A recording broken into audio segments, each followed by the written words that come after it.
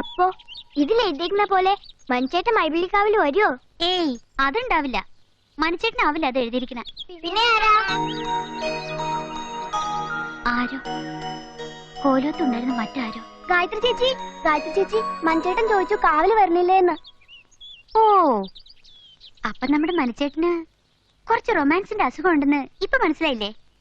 ഞാൻ എന്താ വരാട്ടോ.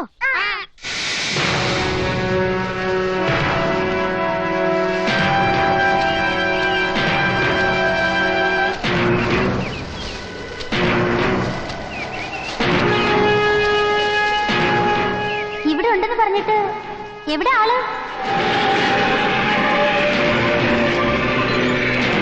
അമ്മയുടെ അടുത്ത് പോയി നമ്പർ ഇട്ടത് കുറച്ച് കൂടിപ്പോയിന്ന പീക്കിരികൾ പറയണേ. എങ്കിലും ഇവിടെ എത്തിപ്പിടിച്ച് വരുമെന്ന് കരുതിയില്ല കേട്ടോ. എവിടെ നാണോ പുറത്തു വരാൻ? എന്തൊരു കാറ്റാ.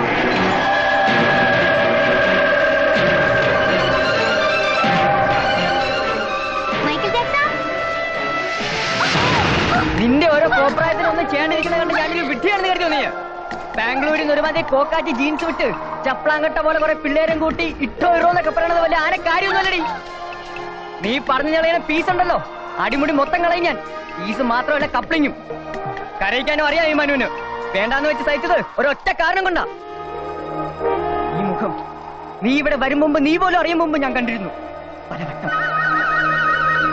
നോക്ക്, ഞാൻ കണ്ട നിന്റെ മുഖം. തീയതി സമയമുണ്ട് ഓരോന്നിനും. ബുദ്ധിയുണ്ടെങ്കിൽ മനസ്സിലാക്ക്.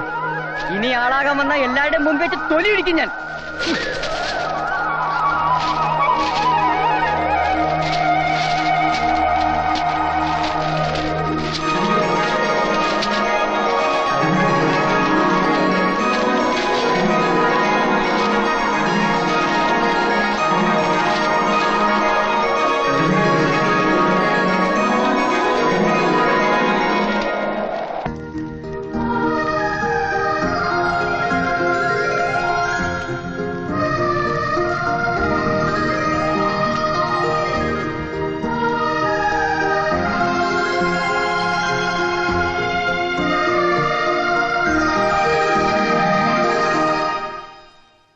വല്യത്ത,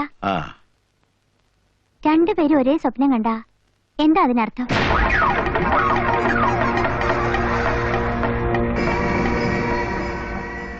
ആരൊക്കെ രണ്ടുപേര്? അതെന്തിനാ വല്യത്ത അറിയണേ? അറിഞ്ഞിരിക്കണല്ലോ.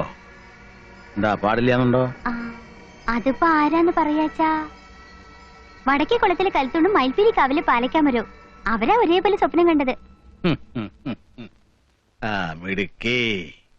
ഇനി പറയാലോ എന്താ അർത്ഥമെന്ന്.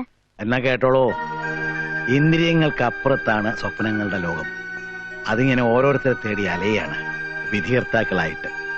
രണ്ടു തരമായിട്ടായിരിക്കും വരവ്, നിറമുള്ളതും ഇല്ലാത്തതും. നിറങ്ങളുള്ള സ്വപ്നങ്ങളുടെ നിമിത്തം ആർക്കും പ്രവചിക്കാനാവില്ല. നിറമില്ലാത്ത സ്വപ്നങ്ങളാണെങ്കിൽ പറയാനില്ല, നടന്നിരിക്കും. ഇപ്പോഴും ഞാൻ ചോദിച്ചതിന് ഉത്തരായില്ല. രണ്ടുപേർ ഒരേ സ്വപ്നം കണ്ട ശുഭം എന്നാ ശാസ്ത്രം.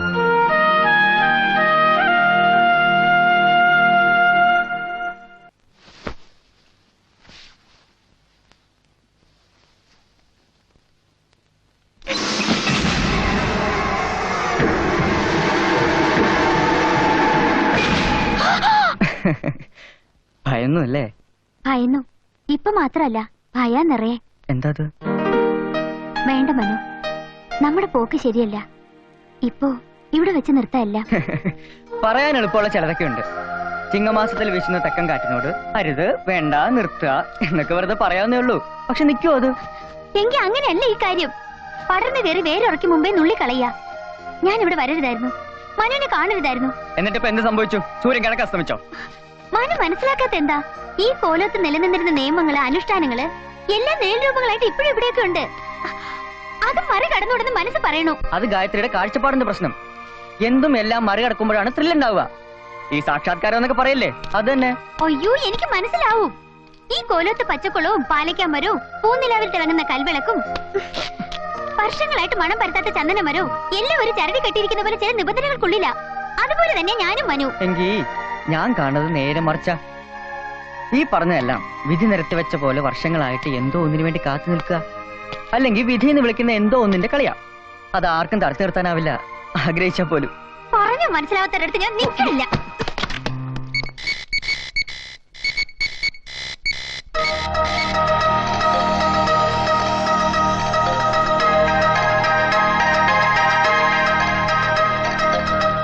നോക്ക്, ഗായത്രി ഇപ്പൊ പറഞ്ഞു തീർത്തതിന്റെ നിമിത്തം ഒറ്റ മയിൽപ്പീലുകൾക്കിടയിലൂടെ കന്യകയെ കൈപിടിച്ച് നടത്തിയ ഗന്ധർവന്റെ നിമിത്ത അല്ലാന്ന് പറയാവോ?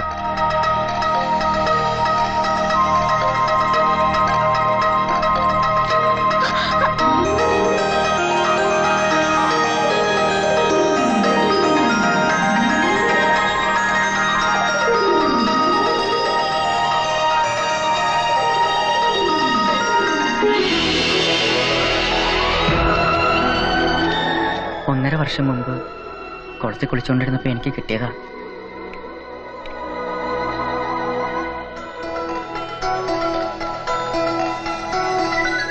എന്തോ ഒരു പ്രത്യേകത തോന്നി എനിക്ക്.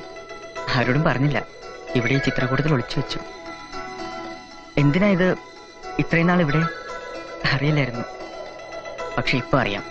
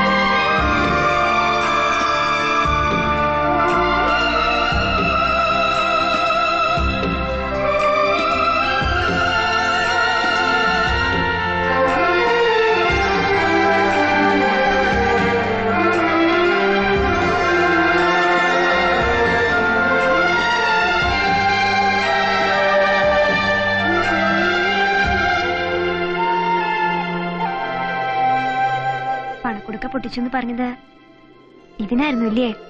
എനിക്ക് ഭയ മനസ്സില്. കോലത്തെ ആരെങ്കിലും അറിഞ്ഞ ഉണ്ണിയുടെ കൈവിരലുകളും എന്റെ കാൽപാദങ്ങളും ഉണ്ടെങ്കിൽ നമുക്ക് ജീവിച്ചൂടെ ഈ കോലോ തല്ലിയിലും?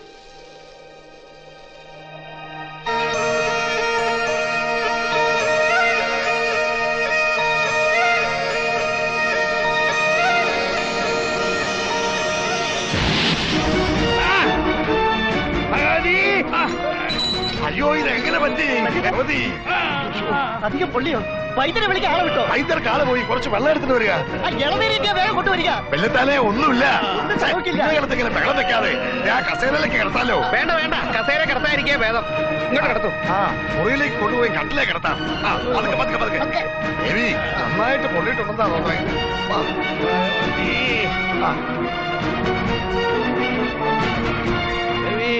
എന്ത് പറ്റി?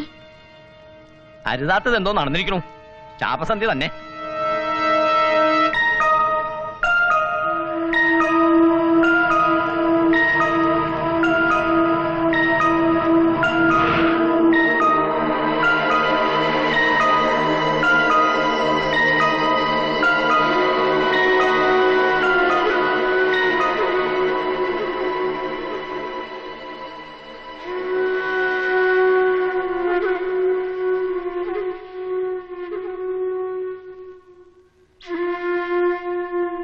വല്യത്ത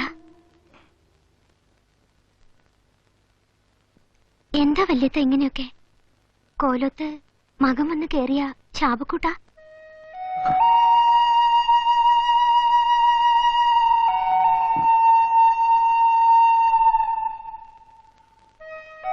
നീ ഒരിക്കൽ ശാപക്കൂട്ടാവില്ല, ഞാൻ സമ്മതിക്കില്ല.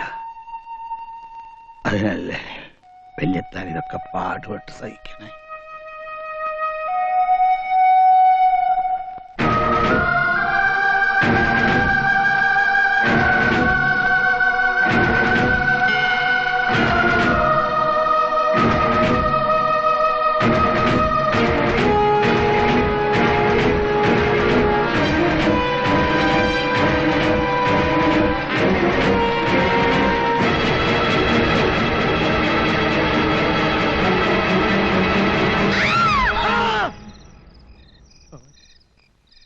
ഭവാനി,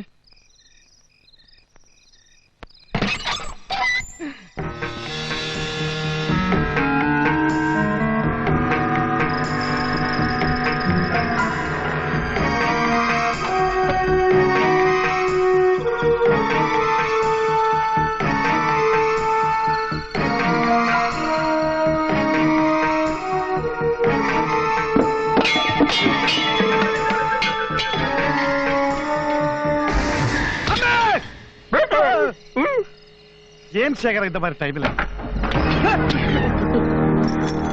പ്രേതാത്മാവോ കുഞ്ഞുണ്ണി, എനിക്ക് ഭയം വരുന്നു. എനിക്ക് ഭയമില്ല.